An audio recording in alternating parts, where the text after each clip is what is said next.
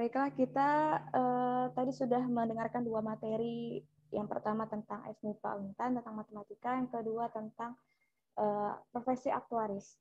Nah, untuk materi yang ketiga juga tidak kalah luar biasanya. Jadi, materinya adalah tentang profesi data scientist di industri 4.0.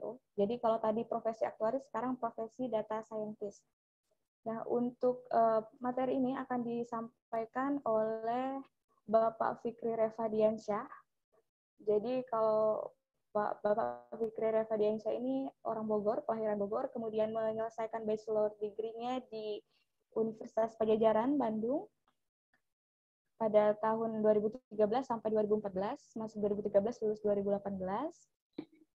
Kemudian memiliki banyak sekali professional experience, jadi pengalaman pekerjaannya banyak sekali dari tahun, kalau saya rangkum dari tahun 2018 bulan Maret sampai Mei bekerja sebagai data scientist di PT Renom Infrastruktur Indonesia di Jakarta. Kemudian Mei 2018 sampai Agustus 2018 sebagai data scientist di PT Tenova Cipta Inatek Pomona Application di Jakarta. Kemudian pada Maret 2019 sampai Mei 2019 bekerja di Technical Content Reviewer di Birmingham, UK, United Kingdom. Kemudian selanjutnya di bulan September 2018 sampai Desember 2020 bekerja sebagai data scientist untuk full time position di PT Bukalapak, bukalapak.com. Kemudian pada bulan Januari sampai Maret 2021 bekerja sebagai di data scientist di R&D Manager Data Science Purwadika Digital Technology School, dan dari bulan Mei 2021 sampai saat ini bekerja di Data Science Analysis Accenture Indonesia dengan full time position. Jadi banyak sekali tadi dari CV-nya pengalaman kerjanya sebagai data scientist di perusahaan-perusahaan ternama di Indonesia. Jadi untuk para peserta webinar dipersilahkan untuk mempersiapkan menerima ilmu, menerima sharing dari Bapak Fikri, karena pastinya akan sangat menyenangkan karena kita dapat tambahan ilmu tentang profesi data scientist. Kepada Bapak Fikri mungkin sama 20 menit, nanti saya ingatkan di menit-menit terakhir. Silahkan dimanfaatkan waktunya untuk memberikan ilmu kepada kita semua. Silahkan Pak Fikri. Baik, terima kasih. Saya share screen dulu ya. Okay.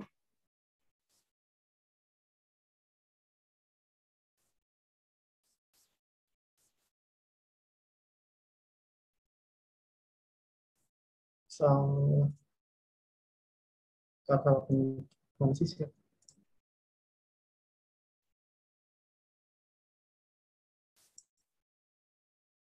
Nggak biasa pakai ini saya. Biasa pakai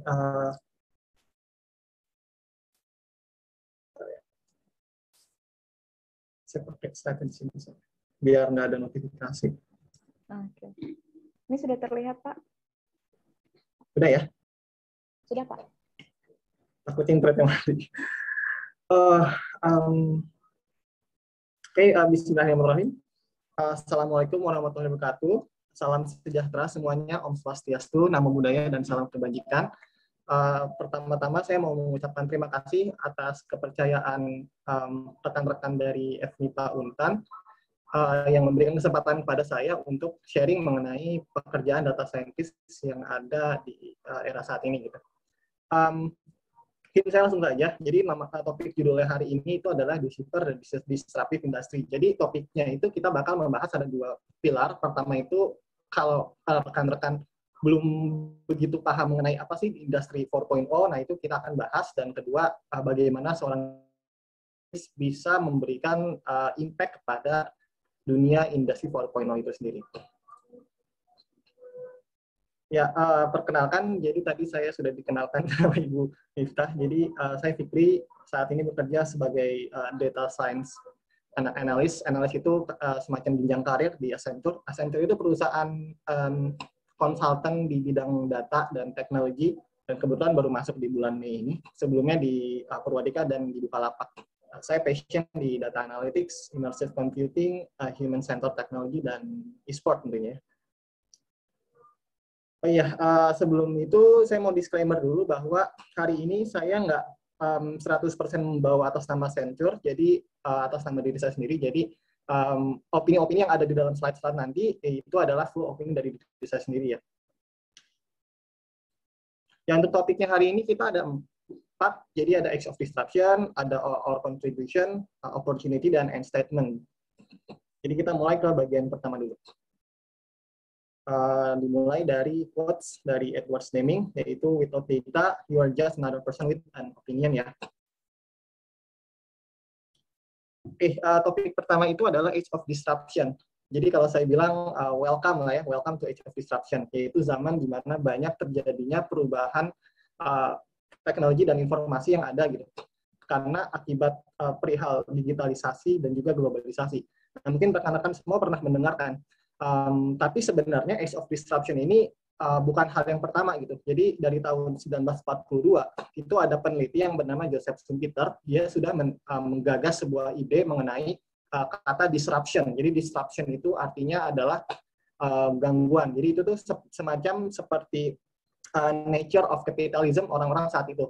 Jadi company-company pada zaman dulu 1940-an itu memang udah merasa terdisrupt sehingga mereka tuh harus melakukan berbagai inovasi untuk bisa survive.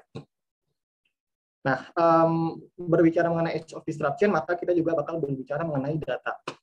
Jadi data itu memang tentu telah memberikan kontribusi yang sangat besar ya bagi kehidupan kita, mulai dari bangun tidur hingga kita pada akhirnya kita tidur lagi gitu. Jadi misalkan nih di zaman-zaman puasa, misalnya jam 3, kita mencari resep makanan terbaik gitu ya, mencari resep buat masakan terbaik untuk tayangan sahur. Yaitu tentunya kita bisa membuka internet kita, melihat YouTube, yang mana YouTube akan memberikan banyak rekomendasi video-video yang berkaitan dengan cara masak seperti itu. Kemudian ceritanya kita jam 7 pagi nih, jam 7 pagi kita mau berangkat kerja.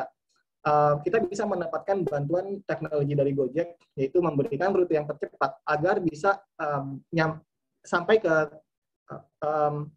kantor kita atau ke tempat belajar kita itu tepat waktu. Kemudian di jam 12 siang ketika kita sedang istirahat, kita disuguhkan dengan banyaknya iklan-iklan yang sesuai dengan apa yang kita cari di e-commerce gitu. Misalkan di Amazon atau Bukalapak, di Tokopedia dan sebagainya gitu ya. Jadi ketika kita klik satu barang, maka nanti muncul iklan-iklan lain. Dan terakhir ketika misalkan kita sudah mau istirahat, mau selesai kerja, kita membuka email. Ternyata di inbox kita itu bersih, tidak ada email-email yang berbahaya seperti email phishing link atau email-email yang spam seperti itu. Memang tak terbayangkan sekali ya bahwa data yang tersebar di dunia virtual itu dimanfaatkan sedemikian rupa agar bisa memudahkan atau juga sebutannya memanjakan kehidupan manusia saat ini gitu ya. Nah, berbicara mengenai data, berdasarkan dari Seagate tahun 2021, mereka menyatakan bahwa total volume data yang akan disimpan di dunia virtual atau dunia maya yaitu sebesar 175 zettabytes. Ini ekuivalen dengan 175 miliar triliun megabyte gitu ya. Ini nolnya banyak banget kan ya.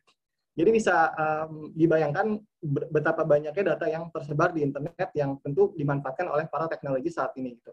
Dan data yang tersebar itu banyak macam, ada berbentuk teks, ada berbentuk image, ada berbentuk juga audio. Nah, kalau kita berbicara mengenai banyaknya data tadi nih, kalau misalkan data itu kita convert ke perhitungan ukuran manusia gitu, jadi ada hitungannya itu dalam 1 megabyte itu kalau dibikin tulisan buku 1 lembar, itu tuh bisa mencapai sekitar 400 atau 500 lembar gitu. Jadi sekitar 55 cm tebalnya dalam 1 megabyte. Jadi kalau kita mau menghitung tadi itu 175 tadi, ketika kita convert itu jaraknya itu sama kayak kita itu keliling 8 kali galaksi Bima Sakti gitu ya. Di mana galaksi Bima Sakti diameternya itu sekitar 100.000 tahun cahaya, yaitu ekuivalen dengan 9,7 triliun kilometer. Jadi bisa dibayangkan ya bahwa data itu banyak banget dan tentu dengan data itu kita bisa hidup lebih tenang lagi ya dari zaman-zaman sebelumnya. Nah, ini contoh ya. Jadi pertama tadi kan saya mengatakan tentang data. Ada data visual, data audio, dan juga data teks. Jadi pertama itu adalah data visual yang menggambarkan indera manusia. Nah, para teknologis itu memanfaatkan data visual ini untuk membantu mesin dalam membuat keputusan. Seperti berbentuk gambar atau video di sini ya. Jadi contoh yang paling terkenal ini kan ada dari Tesla ya, company Tesla dengan feature autonomous driving car. Mereka memanfaatkan data kamera yang real time dari mobilnya itu secara 360 derajat yang memberikan sensasi mengemudi tanpa mengemudi. Nah, nama teknologinya ini adalah computer vision dan salah satu algoritma yang digunakan itu adalah RCNN atau Recurrent Convolutional Neural Network. Jadi dia itu teknologi yang bisa memecah gambar utuh menjadi pixel RGB yang mana akan ditransformasi lagi menjadi vektor 3 dimensi. Kemudian ada data ini ya, human language, yaitu data teks yang menggambarkan indera penglihatan manusia. Nah, para ahli atau para researcher ya, itu memanfaatkan data teks, khususnya data percakapan manusia yang ada di dunia virtual. Mereka itu dengan memanfaatkan teknologi yang bernama Natural Language Processing atau NLP, mereka bisa memberikan kemampuan kepada mesin untuk memahami konteks dan struktur kata pada manusia. Jadi contohnya ini paling sering itu ada yang namanya text recommendation dari Google Mail ini ya. Jadi kalau mungkin rekan-rekan sudah pernah mencoba, ketika rekan-rekan mencoba mengetik menggunakan bahasa Inggris di email di Google, itu akan banyak rekomendasinya dan juga automatically memberikan saran grammar mana yang salah gitu dalam bahasa Inggris. Jadi ini fitur ini cukup populer di dunia virtual. Contoh algoritma yang digunakan itu ada seperti ini ya, dari BERT algorithm. Dan kemudian berbicara mengenai data audio. Nah, data audio ini kan menggambarkan kemampuan manusia dalam mendengarkan ya, jadi indera pendengaran. Nah, para teknologis itu memanfaatkan data audio, yang tentu data audio itu kan sebenarnya adalah data yang bersifat gelombang atau frekuensi suara ya. Dari situ tuh akan ditransformasi menjadi sebuah data, sebuah keputusan yang mana bisa membuat mesin itu bisa memahami apa yang dikatakan oleh manusia berdasarkan data-data gelombang tadi gitu ya. Nah, ini teknologi namanya Automated Speech Recognition atau ASR. Contohnya itu ada Amazon Alexa, di mana ketika kita mencoba berbicara gitu ya, atau Google Assistant lah ya, ketika kita berbicara nanti mereka itu mendengarkan dan mereka itu akan automatically memberikan reaksi terhadap apa yang kita minta, seperti putar musik atau nyalakan TV dan sebagainya. Nah, mungkin sekarang kita bertanya-tanya nih, kenapa sih perkembangan teknologi itu bisa secepat itu gitu ya? Kenapa sih baru terjadi saat ini? Nah, berbicara mengenai digitalisasi, maka kita juga bakal berbicara juga mengenai apa sih penyebabnya gitu ya. Nah, untuk akselerasi dalam digital world itu tentu disebabkan oleh banyak faktor, seperti ada faktor sosial budaya, ada ekonomi, politik, akademik, dan juga ada perang dunia ya. Hanya saja saya di sini akan membahas beberapa saja. Jadi bagaimana faktor-faktor tersebut bisa menyebabkan percepatan dalam industri 4.0. Jadi sebelum kita berbicara mengenai industri 4.0, maka kan kita akan harusnya berbicara dulu mengenai industri 1.0 ke 3.0 gitu ya. Nah, dimulai dari industri 1.0 dulu nih. Jadi mereka itu memanfaatkan alat steam engine atau alat uap untuk bisa menggerakkan mesin. Dan juga mereka menggunakan sistem irigasi yang mana energinya itu akan ditransformasi untuk menjadi energi penggerak gitu ya, pada zaman 1780-an gitu. Jadi orang-orang zaman dulu itu udah memikirkan hal seperti itu. Makanya sebutannya industri 1.0. Kemudian di 1870-an itu dimulai dari Henry Ford. Jadi beliau itu menggagas teknik dalam memproduksi di industri itu menggunakan assembly line. Assembly line itu seperti garis gitu ya, kalau di situ kita lihat gambarnya. Jadi dia itu garis-garis yang ngebuat orang-orang itu ketika bekerja di pabrik itu nggak perlu berjalan-jalan lagi. Jadi si alat-alat itu bergerak sendiri gitu. Nah, itu digerakkan oleh mesin juga. Nah, kemudian di 1970-an sebutannya industri 3.0 karena mereka saat itu sudah menemukan electricity, sudah menemukan komputer, sehingga mereka bisa membuat sistem robotics yang mana mereka itu bisa mengautomate kerjaan manusia yang berat gitu ya. Dan terakhir itu yang barusan kita bahas itu adalah industri 4.0, yaitu di tahun 2010-an mulai booming. Itu ada revolution yang mana menggerakkan AI dan IoT gitu ya khususnya. Nah, coba kita perhatikan ya, di pergerakan rata-rata dari industri 1.0 ke 2.0 ke 3.0 itu mereka jaraknya itu 100 tahun. Tapi kenapa di industri 3.0 ke 4.0 itu 40 tahun, bahkan kayak kurang dari setengahnya gitu ya. Jadi dilansir dari Warren Bennis di tahun 1987-an itu, ada kondisi di mana kondisi dunia itu mengalami krisis gitu ya. Jadi banyaknya terjadi peperangan, banyaknya terjadi perubahan ekonomi dan sosial yang menyebabkan saat itu tuh dikatakan menjadi daerah VUCA gitu ya. Nah, berbicara mengenai VUCA, jadi VUCA itu istilah yang menggambarkan dunia setelah perang dingin ya antara US dan Uni Soviet. Nah, VUCA itu menggambarkan bahwa kondisi dunia itu sangat terganggu. Misalkan global supply chain-nya terganggu, transportasinya terbatas, lalu banyaknya political issues yang terjadi pada saat itu. Nah, sehingga company-company atau perusahaan-perusahaan di dunia itu wajib putar otak agar mereka bisa survive dalam menghadapi masa-masa sulit seperti itu.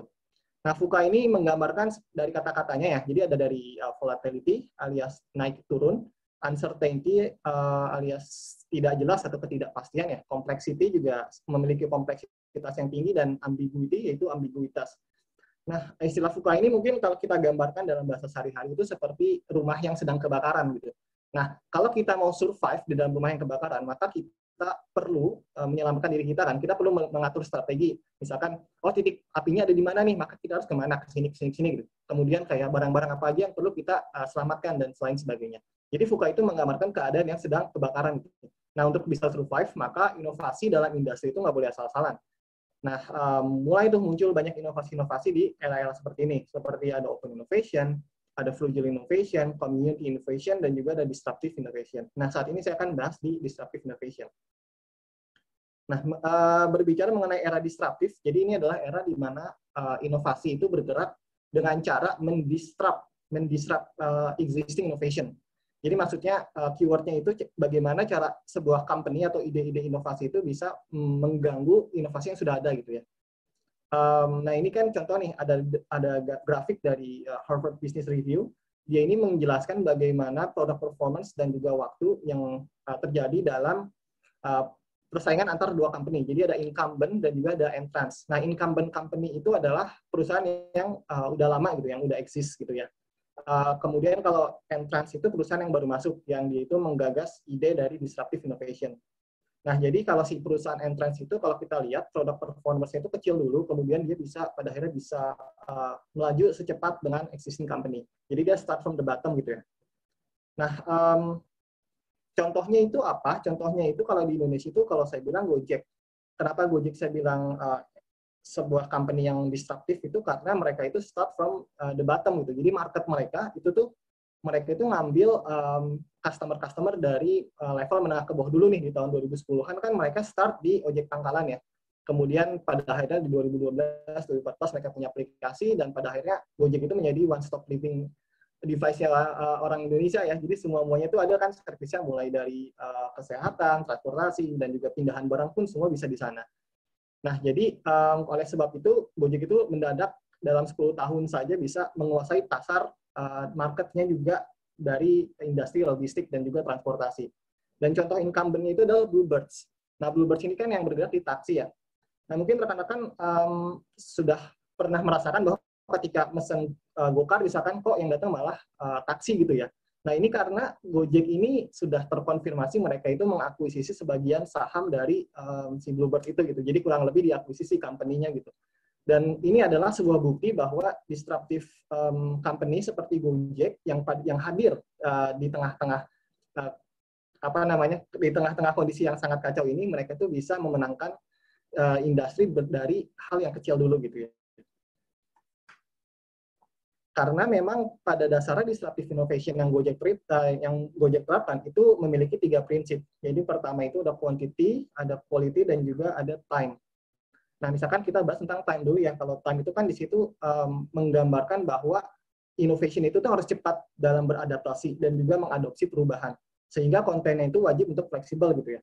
Kemudian ada quality di mana mereka itu harus menerapkan semacam standar yang berlapis supaya customer kita itu sangat puas akan produknya kita gitu. Dan terakhir tentu adalah quantity. Nah, quantity ini penting karena innovation yang lahir di zaman ini wajib untuk bisa mendapatkan customer yang sangat luas gitu, sangat wide range gitu ya. Jadi orang-orang yang ibaratnya tidak memiliki, mereka itu bisa merasakan hal yang sama gitu. Jadi inilah strategi yang telah dimainkan oleh Gojek, dan dari strategi inilah yang pada akhirnya mereka bisa memenangkan pertandingan di industri teknologi. Nah, tadi kan kita berbicara mengenai faktor sosial dan ekonomi ya. Nah, sekarang kita akan berbicara mengenai data evolution. Nah, rekan-rekan semua wajib sepakat ya bahwa pengambilan keputusan itu pada dasarnya bukan hal yang baru gitu ya. Pengambilan keputusan berdasarkan data, maksudnya data driven decision. Jadi ini adalah semacam sifat alami manusia. Nih di tahun contohnya ada bukti dari orang-orang Babylonian di tahun 700 sampai 500 sebelum Masehi, mereka itu membuat map of the world. Jadi ini ada gambar clay tablet seperti batu yang mereka ukir. Nah, ini tuh adalah mereka menggambarkan semacam data geografi gitu, mereka ngambilin peta gitu ya. Nah, dari zaman itu tuh mereka sudah memanfaatkan data yang mereka simpan kepada bentuk batuan seperti itu. Nah, jadi mereka itu bisa mengambil decision berdasarkan data tadi gitu. Dan hal seperti ini diturunkan pada saat ini juga. Jadi form of data itu nggak cuma dari seperti yang kita ketahui sekarang gitu. Jadi seperti paper atau ya kertas atau misalkan ada buku, ada pohon dan sebagainya kan kadang-kadang kita bisa menuliskan atau menyimpan informasi. Nah, jadi sebenarnya dari dulu memang human nature itu mengambil keputusan pasti berdasarkan data. Nah, kemudian di tahun 1950-an muncul kan electricity invention gitu, sehingga adanya teknologi komputer, adanya juga teknologi yang bisa membantu manusia untuk mengambil keputusan yang lebih cepat gitu ya, tentunya. Dan bahkan dengan adanya komputer pada saat itu, sehingga saat ini kita bisa mendapatkan seperti data-data yang terkumpul itu bisa sangat banyak gitu ya. Bahkan dalam 2 tahun terakhir disebutkan jumlah data yang terkumpul itu akan jauh lebih banyak dari data-data sebelum 2 tahun ini. Misalkan tahun 2020 dan 2021 itu datanya lebih banyak daripada dari tahun 1 sampai tahun 2019 gitu ya. Ini menurut riset dari IBM. Nah, oleh sebab itu, pemanfaatan dan evolusi teknologi dan big data tadi, inilah yang menyebabkan peran dari manusia sendiri mulai sedikit demi sedikit mulai tergantikan. Jadi adanya evolusi gitu ya. Nah, ini dilansir dari Deloitte Research 2020. Jadi dengan adanya teknologi komputer nih, zaman dulu nih, 1950-an, peran manusia itu hanya bekerja di dalam data production, collection, transmission, dan juga application. Kemudian ada internet, ada IoT, ada AI gitu ya. Dengan adanya semua teknologi itu, bahkan manusia sekalipun kayak yang tidak memiliki peran yang sangat banyak ya dalam artian bagaimana mereka bisa memproses data. Jadi semua itu sudah sedikit demi sedikit mulai tergantikan oleh mesin gitu. Nah, berbicara mengenai tadi ya kan sudah banyak istilah mengenai big data, data analytics, ada juga tadi di awal sempat kami sebutkan mengenai inovasi-inovasi dalam data. Nah, sekarang saya akan berbicara mengenai kira-kira data scientist itu memberikan kontribusi apa sih pada industri 4.0 ini. Ya, jadi kurang lebih kalau saya pribadi mendefinisikan data science itu menjadi peran yang menghasilkan 3 fungsi. Jadi fungsi pertama itu adalah decision science, business science, dan terakhir itu adalah marketing science. Oh ya, sebelum itu data science itu adalah sebuah pekerjaan yang mana mereka itu memproduksi dari awal data, melakukan proses data dari awal hingga mereka pada akhirnya bisa memberikan sebuah kesimpulan berdasarkan data. Jadi memang proses dari end to end ya sebutannya, dari awal sampai akhir, tapi berdasarkan data, sehingga bisa menghasilkan produk-produk seperti automation, decision making, dan lain sebagainya. Nah, di sini ada 3 ya perannya, itu ada decision science, business, dan juga marketing.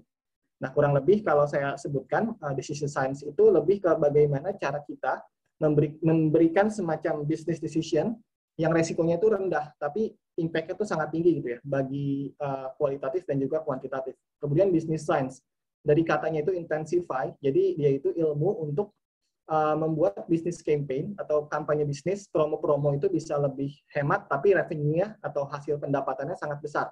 Dan terakhir itu marketing, lebih dari kata marketingnya itu artinya kayak bagaimana cara kita untuk menjual produk kita agar orang-orang yang baru itu pada mau datang dan orang lama mau bertahan, seperti itu. Nah, ini saya akan bahas contohnya satu persatu, mungkin agak cepat aja ya, tapi waktu sudah habis. Ya, ini adalah decision science. Jadi ada product monitoring. Jadi orang data itu ngebuat semacam dashboard atau visualisasi dan juga decision making berdasarkan data yang mereka miliki. Jadi rekan-rekan bisa melihat seperti bikin dashboard seperti ini. Nah, ini adalah salah satu produk dari decision science. Kemudian ada market prediction. Jadi kan tadi sempat dibahas ya tentang forecasting ya tadi ya sama Bu Nani.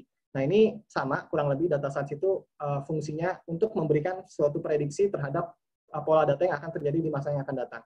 Bisa data time series, bisa data decision, dan lain sebagainya. Kemudian terakhir dari decision science itu ada product experimentation. Nah, mungkin rekan-rekan pernah mendengar tentang A/B testing. A/B testing itu kan semacam cara atau semacam campaign dari company itu untuk memisahkan produk baru dan produk lama. Jadi dia itu memberikan sebuah treatment.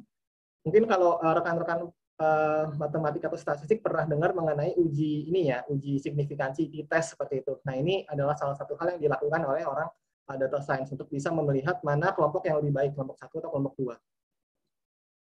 Nah, kemudian ada business science, jadi lebih ke bisnis ya. Pertama ada fraud detection, jadi mereka membuat semacam sistem untuk bisa melihat apakah user ini melakukan kecurangan atau tidak, sehingga company bisa menghemat biaya untuk menanggulangi hal seperti itu gitu. Ada user segmentation, ada business behavioral analytics, dan sebagainya. Kemudian ada churn prediction. Nah, churn itu artinya perilaku orang yang mendadak tidak menggunakan servis kita. Misalkan kita menjual barang, lalu orang itu cuma beli sekali doang gitu. Nah, itu artinya churn. Nah, di bisnis itu penting banget karena kita nggak mau kehilangan customer kan. Nah, data science di sini bisa menggambarkan kapan sih orang itu akan churn gitu. Kapan sih orang itu akan loyal. Dan itu adalah perihal yang mereka lakukan supaya bisnis bisa melakukan optimalisasi dalam marketing mereka. Kemudian ada juga social media analytics. Mungkin rekan-rekan pernah mendengar mengenai sentiment analysis. Ada juga social engagement dashboard. Jadi mereka mencari tahu data-data dari sosial media untuk melihat, oh hari ini lagi ramai apa ya, dan kedepannya bakal ramai apa ya. Nah, itu bisa menggunakan data. Terakhir, marketing science. Market science ini ada customer segmentation, di mana mereka itu mensegmen atau mengkelompokkan orang-orang tertentu, sehingga nanti kelompok-kelompok tersebut bisa diberikan treatment yang berbeda. Jadi misalkan kelompok 1 dikasih gratis ongkos kirim gitu, kelompok 2 dikasih voucher diskon 10.000, kelompok 3 dikasih apa gitu. Nah, itu setiap kelompok kan memiliki karakteristik berbeda. Mungkin kalau technically kita berbicara mengenai matematika statistika, itu seperti clustering gitu ya, sebutannya kayak clustering, dan juga bisa pakai KNN dan sebagainya. Kemudian ada recommender system. Nah, recommender system ini adalah cara untuk memberikan rekomendasi berdasarkan barang yang mereka klik gitu. Jadi user-user yang misalkan kita ngeklik laptop, maka nanti akan diberikan rekomendasi laptop yang serupa gitu dengan apa yang kita klik. Ini mungkin rekan-rekan pasti pernah ngeklik yang namanya salah satu rekomendasi di sini gitu ya. Dan terakhir itu ada product ads. Nah, product ads itu data science itu mencoba membuat pengiklanan yang mana dia itu targeted. Jadi maksudnya ketika saya tuh dari awal suka mencari produk tentang komputer, maka nanti iklan-iklan yang muncul itu adalah iklan yang menampilkan tentang komputer produk gitu ya. Misalkan ketika kita buka Google, Facebook atau apa, kan kadang ada iklan-iklan gitu kan, dan itu selalu sesuai. Dan itu adalah salah satu engine-nya ya. Maksudnya mesinnya itu menggunakan produk data science. Nah, oke, dikit lagi ya. Selanjutnya ini dulu ya tentang emang kalau data science itu kenapa sih kita harus menjadi data science itu ya? Memangnya sangat demanding gitu ya. Nah, kalau saya bilang ini sangat demanding karena tahun 2020 dari Gartner Research itu menyatakan bahwa evolusi data analytics itu akan berlangsung sangat cepat dan akan sangat banyak teknologi yang akan datang gitu ya. Misalkan seperti immersive analytics, explainable AI, augmented analytics, dan sebagainya. Dan oleh sebab itu, kebutuhan data scientist itu sangat diminati pada saat ini. Kemudian dari survei Future of Job Survey 2020 dari World Economic Forum menyatakan bahkan 3 posisi terbesar, 3 kebutuhan terbesar pekerjaan itu adalah pekerjaan yang berkaitan dengan data, seperti data analysis, data scientist, AI, machine learning, big data gitu ya. Dan secara gradually, secara bertahap, beberapa posisi yang di luar teknologi seperti data entry itu akan tergantikan dengan adanya kebutuhan data yang sangat tinggi gitu ya. Dan untuk mencapai itu, ada pun 3 hal yang perlu kita kuasai, seperti domain expertise, kemampuan matematik dan statistik kita, dan juga kemampuan coding atau engineering. Sehingga nanti kita bisa memberikan keputusan, kita bisa membuat sebuah arahan kepada tim bisnis, yang mana kita memahami datanya, kita bisa mengerti bagaimana cara kita memberikan sebuah inferensi dalam sebuah data, Dan pada akhirnya kita juga bisa membuat produk dalam produk yang sebutannya kayak codingan gitu ya, codingan yang bisa mempercepat atau mengautomate kegiatan-kegiatan yang sudah ada sebelumnya. Dan terakhir, ya kurang lebih data science itu saya bilang sangat demanding ya, jadi sangat cerah banget masa depannya. Kenapa? Karena semua sekarang itu semuanya itu berdasarkan data gitu ya. Ketika kita mau melakukan sesuatu, maka kita harus melihat data. Dan dari data itulah yang pada akhirnya bisa mempercepat kegiatan manusia, yang mana tentu kita akan sangat bisa memberikan kontribusi di dalam kecanggihan teknologi yang ada di masa yang akan datang. Kurang lebih sekian, terima kasih. Saya kembalikan ke Ibu Miftah ya. Terima kasih Pak Fikri. Jadi tadi kita sudah mendapatkan banyak sekali informasi. Jadi tadi disampaikan tentang age of disruption tentang data, kemudian contribution-nya apa, terus opportunity-nya seperti apa, skill yang harus kita miliki seperti apa. Gitu.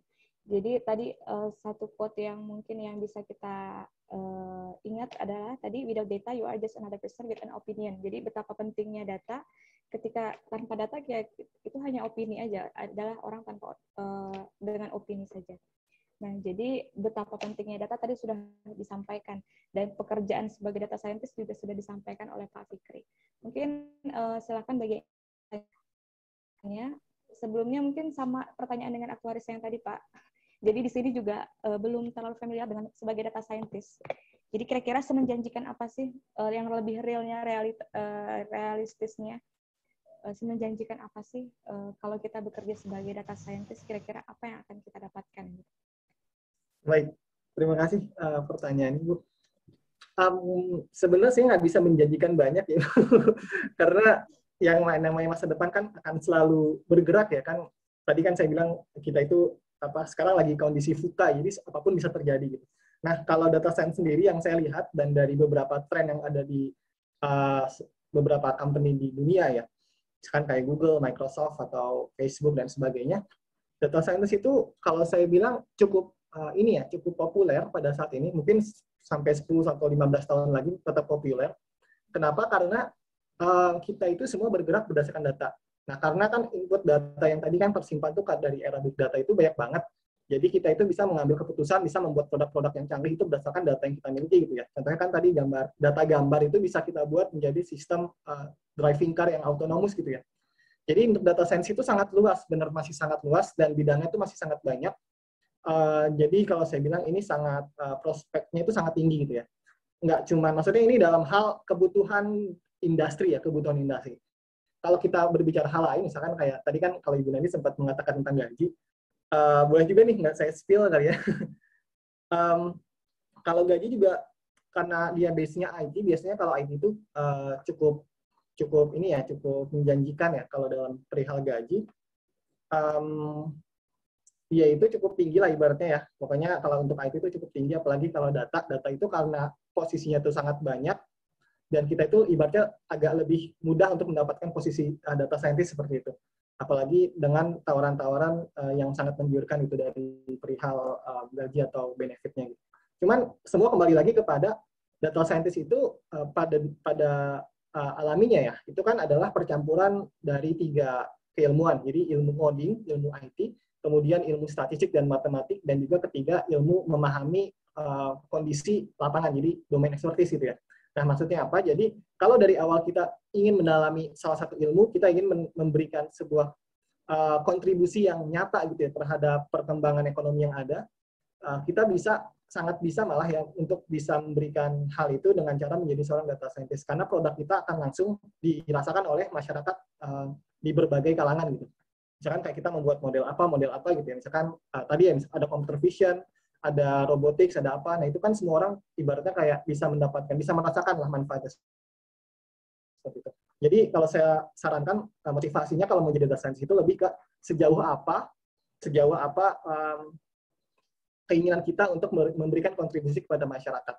Karena tentu di dunia ke depannya itu akan memberikan kesempatan atau memberikan wadah yang sangat besar apabila kita ingin berkecimpung di bidang data. Kurang lebih seperti itu. Oke, jadi tadi yang menjanjikan adalah karena kita berbicara tentang data, kalau saya rangkum tadi prospek ke depannya 10 tahun, 15 tahun tetap ini ya, tetap eksis. Jadi sebagai data scientist jangan takut gitu, jangan malah tadi menjanjikan dari segi salary juga dari segi gaji juga tidak kalah ini ya, tidak kalah besar gajinya gitu. Jadi bagi mungkin teman-teman adik-adik mahasiswa di sini yang berminat untuk menjadi data scientist, ya silahkan saja. Silahkan untuk menempuh jalur-jalurnya tadi. Apa yang harus dipersiapkan tadi, mungkin dari pertanyaan yang ada di kolom chat juga sebenarnya sudah sekalian terjawab tadi ya. Seperti skill apa yang harus dimiliki, tadi harus punya dari segi matematikanya, engineering-nya, coding-nya juga harus dipersiapkan. Nah, kemudian mungkin saya aja lagi ya Pak yang nanya, karena sepertinya yang di kolom chat juga sudah terjawab tadi. Kalau kita lihat tadi bersama sebelum materinya disampaikan, tadi sudah dipaparkan CV-nya. Jadi kalau kita lihat CV-nya itu banyak sekali kan Pak, dari perusahaan yang satu ke perusahaan yang lainnya. Nah, gimana sih langkah awalnya? Mungkin bagi adik-adik mahasiswa nanti yang akan lulus menjadi sarjana statistik atau sarjana matematik, gimana sih cara langkah awalnya supaya kita itu bisa seperti inilah, seperti Pak Fikri punya banyak sekali professional experience-nya, jadi dari Bukalapak ke Accenture dan segala macamnya. Mungkin bisa sharing aja Pak langkah awalnya seperti apa supaya memotivasi juga nih. Ini di luar data ya. Di luar data. Ya, terima kasih Bu pertanyaannya. Sebenarnya antara perlu untuk diikuti sama tidak perlu untuk diikuti ya. Karena kenapa? Kalau tadi kan sempat dikatakan bahwa lulus cepat itu baik ya. Karena kalau dilihat dari CV saya kan lulusnya 5 tahun, bukan 4 tahun lagi. Ya, jadi di tahun-tahun terakhir itu memang saya sengaja untuk memperlambat skripsi saya dan memperlambat pengambilan mata kuliah sidang. Itu karena saya banyak ikutan di bagian-bagian kayak konferensi-konferensi gitu, jadi konferensi akademik. Jadi di 1 tahun terakhir itu fokus ke ya itulah ibaratnya kayak ngambil-ngambil konferensi di luar gitu ya. Jadi mendapatkan banyak pengalaman dan pada akhirnya dari pengalaman tersebut bisa mematangkan diri saya untuk mengambil posisi data scientist. Nah, untuk sebenarnya kalau data scientist kebetulan kalau di startup gitu itu ibaratnya rebut-rebutan Bu. Jadi misalkan saat ini saya baru masuk di mana gitu ya. Ntar 3 bulan lagi pasti ntar ada company lain yang HR itu tiba-tiba ngontak kita tuh di LinkedIn. Mau datang nggak ke sini, mau mau apply nggak ke sini gitu. Terus mereka ngasih tawaran segala macam gitu.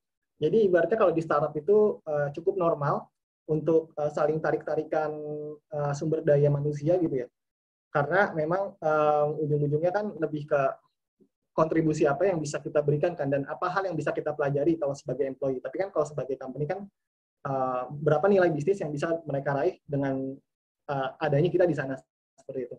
Dan kalau saya sarankan sih sebenarnya kita bekerja itu untuk mencari pengalaman. Jadi misalkan saya mau kerja di satu tempat nih, nah itu saya mau belajar mengenai bagaimana misalkan di dalam data scientist itu ada namanya computer vision tadi kan. Jadi misalkan, oh saya pengen masuk di sini karena saya mau belajar computer vision.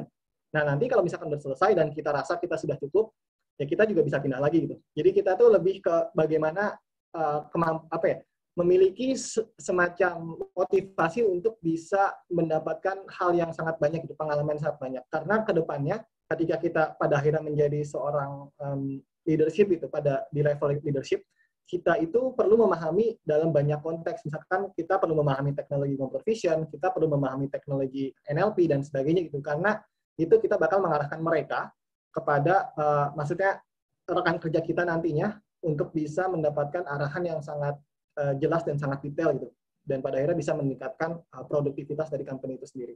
Jadi lebih ke pengalaman aja sih motivasinya, jangan sampai kita pindah karena misalkan masalah uang aja atau apa gitu. Tapi sebetulnya kalau data scientist kan karena dia sifatnya technical, coding, dan itu full akademik banget, kayak matematika statistik itu benar-benar kepake gitu ya. Nah, jadi kita itu benar-benar bisa memaksimalkan pengetahuan saat ini, misalkan pengetahuan statistik atau matematik yang kita pelajari di kampus untuk bisa di-apply di perusahaan-perusahaan yang ada ke depannya. Kurang lebih seperti itu, Ibu.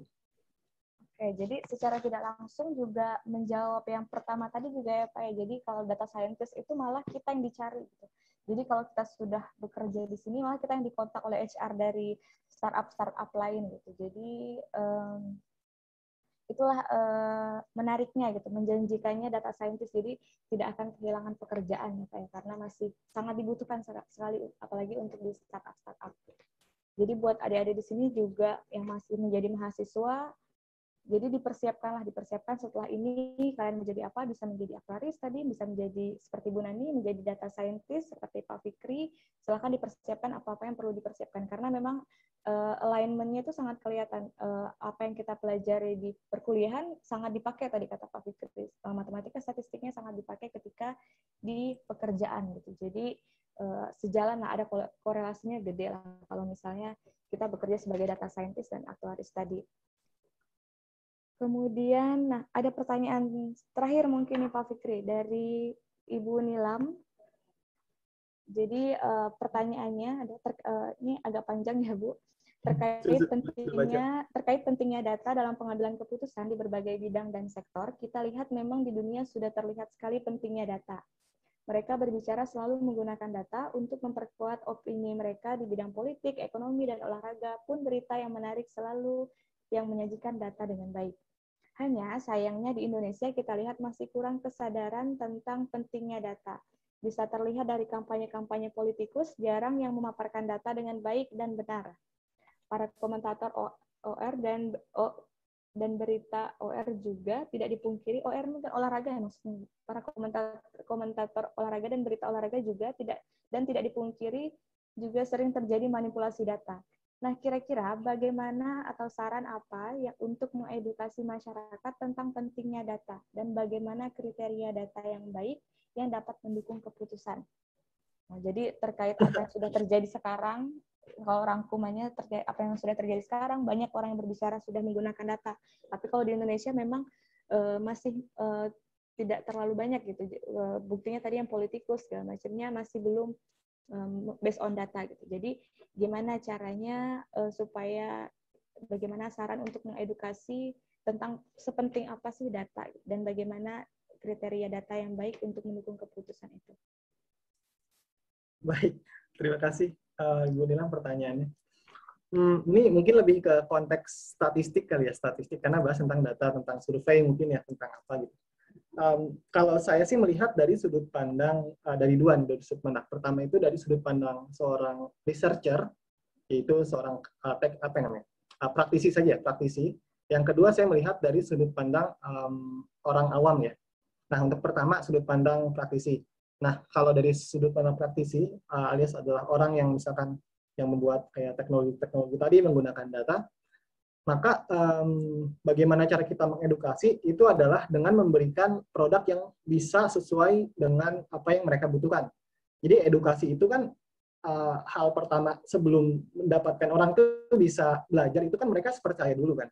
Ketika mereka sudah terbangun tuh trust-nya, maka mereka pada akhirnya secara tidak langsung itu akan mempercayai bahwa produk yang dibuat oleh sebuah perusahaan yang berdasarkan data itu mereka itu akan merasakan bahwa pentingnya data dalam kehidupan mereka, dan pada akhirnya mereka itu tentunya masyarakat akan bisa menyadari dan juga akan bisa mengimplementasi bahwa data itu bisa bermanfaat bagi hidupnya mereka. Namun permasalahan itu adalah yang datang pada permasalahan yang di bidang ini ya, di bidang non teknisi atau non praktisi.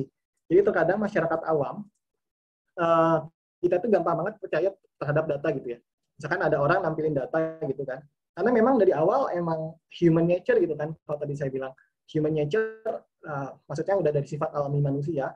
Ketika kita ditampilkan dengan angka, ketika kita ditampilkan dengan ya macam-macam data gitu ya, itu tuh kita cenderung lebih mempercayai angka dibandingkan mempercayai apa yang mereka katakan, apa orang lain katakan gitu tanpa data gitu. Jadi kalau ada angkanya maka kita cenderung lebih memiliki kepercayaan gitu. Nah hanya saja kekhawatiran itu adalah banyak permainan atau manipulasi data yang dilakukan oleh oknum-oknum tertentu gitu ya.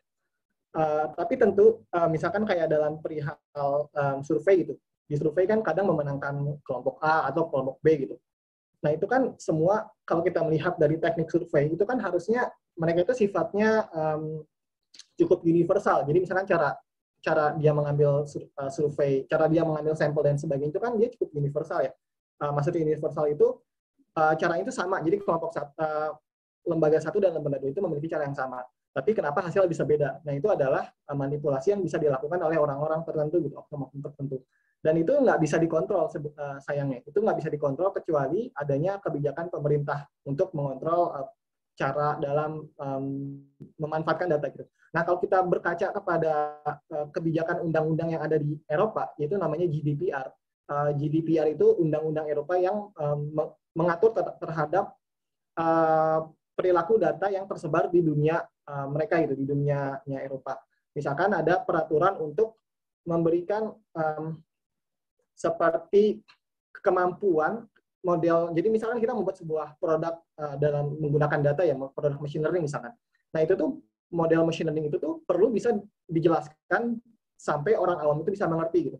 Jadi mereka itu punya kewajiban atau peraturan-peraturan yang harus ditaati ketika kita ingin memanfaatkan data gitu.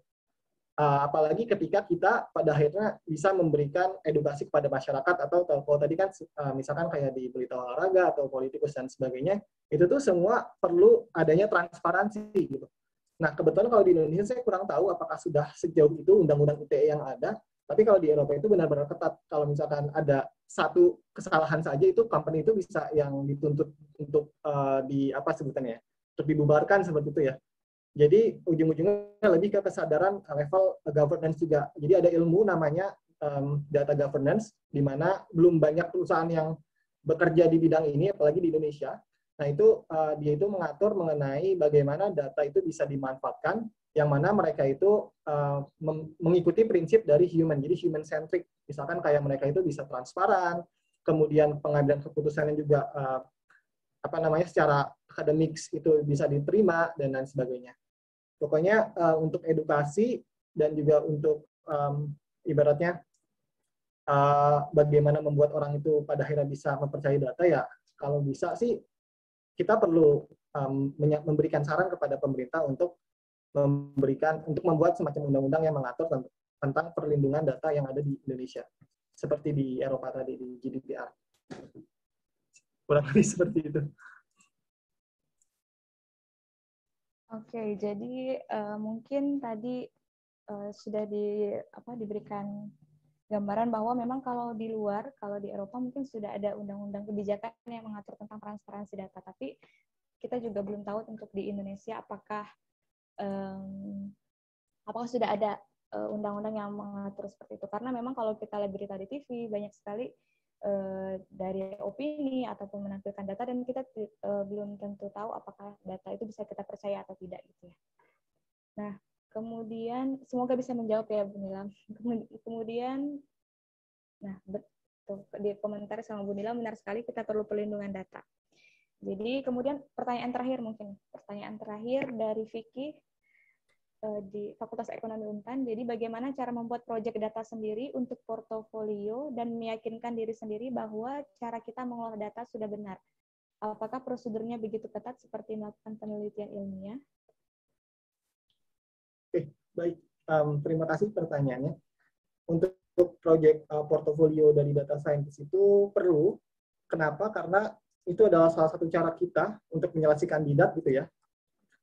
Karena banyak banget kan data scientist yang ibaratnya mereka menyatakan diri sebagai data scientist itu ketika belajar online, tapi kadang-kadang mereka itu tidak bisa memberikan impact pada bisnis. Nah, untuk portofolionya sendiri sebenarnya ada banyak cara. Pertama itu yang paling gampang, kita bisa mengambil semacam online course ya, jadi kayak kuliah-kuliah online seperti di Coursera, di Datacamp dan sebagainya, kan itu suka ada project-project gitu kan. Nah, itu kemudian dari project itu kita bisa simpan, kita publish ke CV kita atau juga ke profile GitHub kita gitu, untuk nanti kita pada akhirnya mengatakan bahwa ini adalah portofolio saya. Dan yang kedua itu mengambil lomba. Jadi lomba juga penting. Misalkan lomba-lomba data scientist, lomba-lomba yang berkaitan dengan data. Misalkan lomba statistik, lomba matematik, itu kan mereka semua mengolah data juga kan. Nah, itu juga bisa menjadi portofolio. Yang ketiga itu internship. Jadi kepada mahasiswa misalkan bagi yang ingin mendapatkan pengalaman kerja dan juga mendapatkan portofolio yang sangat menjanjikan, bisa coba mulai mengambil internship di beberapa company, khususnya company-company yang bergerak di bidang teknologi, karena internship itu sangat dilihat gitu. Jadi nanti ngelihat si rekrutmen itu ngelihat recruiter itu dia melihat ada CV-nya, oh dia itu pernah internship di misalkan Traveloka, dia pernah internship di Tokopedia, di Gojek, dan sebagainya gitu. Jadi itu tuh menjadi bukti portofolio yang sangat kuat untuk bisa menjadi seorang data scientist, karena kita sudah pernah bekerja langsung gitu sebagai seorang data scientist di sebuah company seperti itu. Dan untuk prosedurnya itu ilmiah atau enggak, ya maksudnya ketat atau enggak ya? Iya, kalau dilihat dari prosedur ilmiahnya nggak sebegitu ketat kayak di ini ya, kayak di skripsi gitu ya. Jadi kan kalau skripsi kan harus ada bab 1, bab 2, bab 3 gitu-gitu kan. Nah, kalau ini kan karena dia lebih ngoding, jadi bab 1, bab 2-nya itu ibaratnya bisa bisa agak singkirkan gitu. Jadi kita langsung masuk bab 3, bab 4. Jadi langsung analisisnya datanya seperti apa dan keputusan seperti apa. Tapi kalau mau dibikin semacam karya tulis atau paper gitu ya, research itu juga bisa, tapi tentu harus ada bab 1 dan bab 2-nya. Dan untuk prosedurnya ya kurang lebih sama lah. Untuk di internet teman-teman bisa lihat, misalkan googling gitu ya, misalkan bagaimana cara membuat produk ini dengan data scientist gitu. Atau langsung kita sebutkan beberapa teknologinya dan di Google itu ada semua. Jadi tinggal ngikutin apa yang sudah dilakukan orang-orang sebelumnya. Kurang lebih seperti itu. Oke, jadi tadi ada beberapa hal yang bisa online course. Jadi memang banyak sekali online course, apalagi masa pandemi kayak gini. Di Coursera banyak bisa diikuti. Kemudian juga mengikuti dengan portofolio ketika kita mengikuti international conference atau lomba-lomba. Kemudian yang terakhir adalah internship tadi, yang paling penting ya, poin paling penting internship. Nah, kemudian ini ada satu pertanyaan lagi nih Pak, masih gimana? Ada satu pertanyaan lagi. Mungkin singkat, terakhir aja ya, singkat, karena materinya menarik sekali ya, jadi banyak sekali yang ingin antusias, ingin bertanya. Ini dari UNESA, Aviati dari UNESA. Apakah pihak marketplace menyediakan free big data terkait perilaku konsumennya untuk keperluan riset akademis? Jadi seperti apa Pak? Apakah disediakan? Ya, terima kasih pertanyaannya. Untuk marketplace, saya nggak bisa mengeneralisasi ya, karena saya kan kemarin cuma dari satu tempat aja nih. Kalau di tempat saya kemarin, untuk kalau kita mau ngambil data itu kita tergantung posisinya. Jadi kalau mau ngambil data itu nggak sebebas kayak mengajukan data khusus aplikasi gitu. Kadang-kadang teman-teman perlu menghadapi proses misalkan internship dulu. Jadi dengan teman-teman internship, teman-teman di sana bisa baru mengajukan data untuk misalkan perilaku, kata dia, misalkan di sini perilaku konsumen untuk keperluan akademis. Kalau misalkan mengajukan langsung, saya belum pernah nemu sih kasusnya seperti itu. Karena ada beberapa pekerja-pekerja yang internship atau part-time dulu di tempat saya, itu tuh mereka sengaja part-time karena mereka mau ngambil data gitu. Dari awal memang tujuannya pas ngajuin part-time itu juga sekalian mau ngajuin kebutuhan mereka tuh butuh data untuk kebutuhan skripsi gitu. Ya, waktu itu tuh ada skripsinya tentang NLP. Jadi dia itu mengolah data review produk. Kan e-commerce itu kan ada produk review ya orang-orang. Nah itu mereka membuat klasifikasi berdasarkan data-data itu. Cuman kalau ngajuin langsung, saya belum tahu sih. Mungkin bisa dicoba ke company-company yang bersangkutan. Seperti itu. Terima kasih. Oke, jadi tadi sudah terjawab kalau misalnya mau ambil data tidak semudah langsung kita mengajukan surat kan biasanya kalau di instansi kita ajukan surat dapat data, tapi biasanya harus kita ambil part time baru kita bisa internship mengambil data. Baiklah, mungkin kalau masih banyak pertanyaan-pertanyaan, masih penasaran tentang data scientist, mungkin bisa tadi kontak Pak Fikri. Jadi ada LinkedIn-nya tadi, Fikri apa tadi ya LinkedIn-nya? Fikri Revadiansyah. Jadi silakan kalau misalnya mau bertanya, penasaran, silakan mungkin kalau Pak Fikri ada waktu bisa dibalas gitu ya Pak. Jadi untuk materi ini kita cukupkan sampai di sini. Kita juga akan memberikan sertifikat kepada Pak Fikri sebagai tanda terima kasih sudah meluangkan waktunya untuk sharing ilmu ke kita. Silakan hostnya, operatornya untuk share screen sertifikat.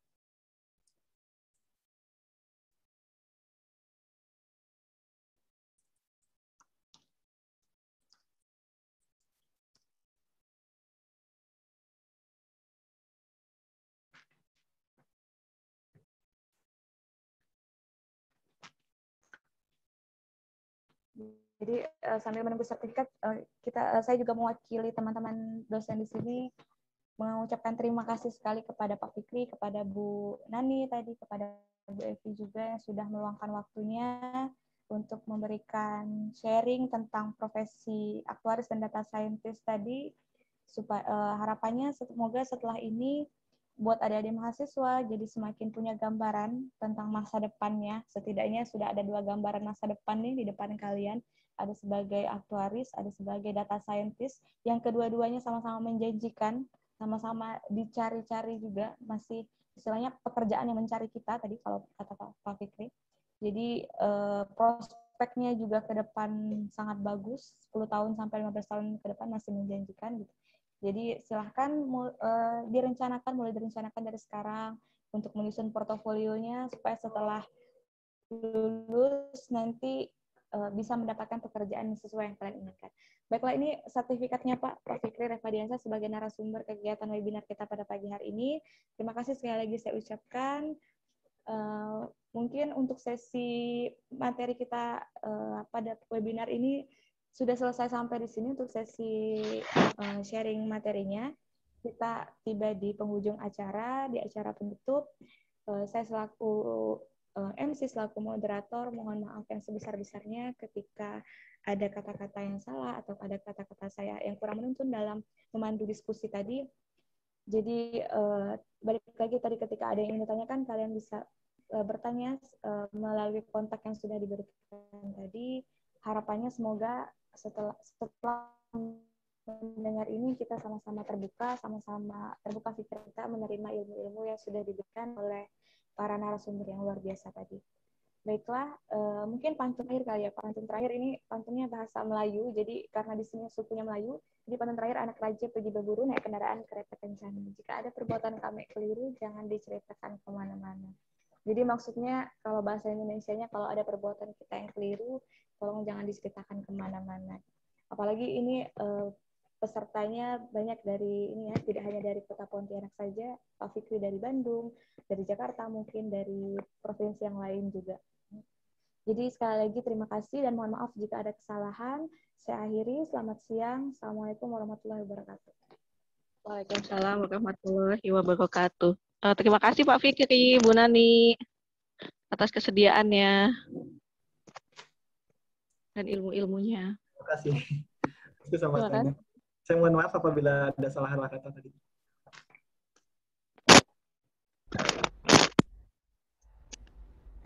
Terima kasih Pak Fikri.